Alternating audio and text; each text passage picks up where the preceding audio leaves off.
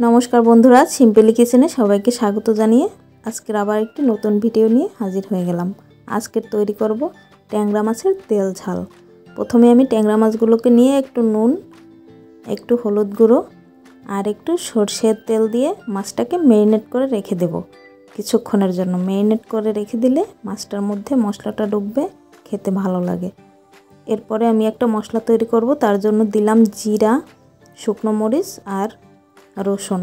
एटाके आमि पेस्ट करे निये आमि एकटा फ्राई पैन बसिए ताते तेल गरम करे टैंगरा माछगुलोके दिए दिচ্ছি। आमि एखन टैंगरा माछगुलोके एकटु भेजे नेब। टैंगरा माछगुलोके एमन करे भाजते हबे जाते एकदम खूब लाल लाल देखा जाए, एकटु कड़ा करेई भाजते हबे, ताहले এই ট্যাংরা মাছের তেল ঝালটা খেতে বেশ ভালো লাগে। আমি ট্যাংরা মাছগুলোকে এখন ঢাকা দিয়ে একদম লাল লাল করে সুন্দর করে ভেজে নিচ্ছি। আমি মাছগুলোকে আবার উল্টে দিয়ে এপিট ওপিট দুই পিট একই রকম ভাবে সুন্দর করে ভেজে নেব।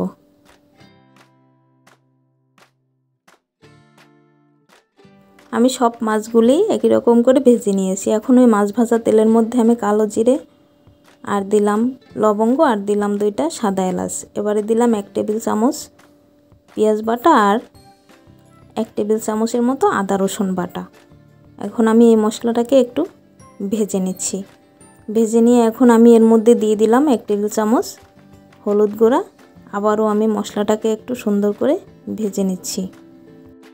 এখন আমি এখানে রঙের জন্য দিয়ে দিচ্ছি 1 টেবিল চামচ কাশ্মীরি লঙ্কার গুঁড়া আর দিলাম স্বাদমতো লবণ। আমি আবার মশলাটাকে সুন্দর করে ভেজে নিয়ে এবারে আমি দিয়ে দিচ্ছি সেই পেস্ট করা মশলাটা।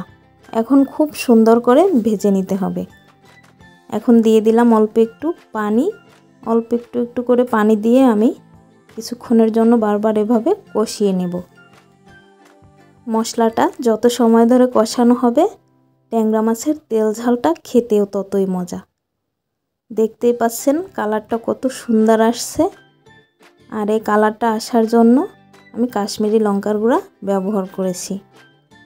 আপনারা চাইলে এভাবে রান্না করতে পারেন। এখন আমি দিয়ে দিলাম ঝোলের জন্য পানি। ঝোলের জন্য আমি এখানে গরম পানিটা ব্যবহার করেছি। পানিটা একটু ফুটে উঠেছে। এখন আমি দিয়ে দিচ্ছি ট্যাংরা মাছগুলি। ভেজে রাখা ট্যাংরা মাছগুলি আমি ঝোলের মধ্যে দিয়ে ঢাকা দিয়ে 4-5 মিনিটের মতো রান্না করে নিয়েছি। এখন আমি এখানে দিয়ে দিলাম একটা টমেটো, পাকা টমেটো, আর টমেটোর খোসাটা আমি ফেলে দিয়ে তারপরে দিয়েছি। এখন আমি উপর থেকে দিয়ে দিলাম 4-5টা কাঁচা লঙ্কা আর দিলাম অল্প একটু ধনিয়া পাতা। আপনারা চাইলে এখানে বেশি পরিমাণেও দিতে পারেন। দেখতেই পাচ্ছেন কথা বলতে বলতে আমার ট্যাংরা মাছের তেল ঝাল একদম রেডি। বন্ধুরা বলবেন কেমন হয়েছে, কমেন্ট করে জানাতে ভুলবেন না।